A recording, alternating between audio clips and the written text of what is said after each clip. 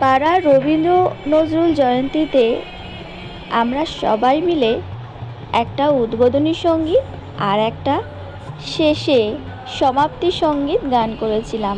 বেশ ভালো লেগেছিল, তাই গানটা কিছুটা তোমাদের সাথে শেয়ার করলাম। কেমন লাগলো কমেন্টে আমাকে জানাবে।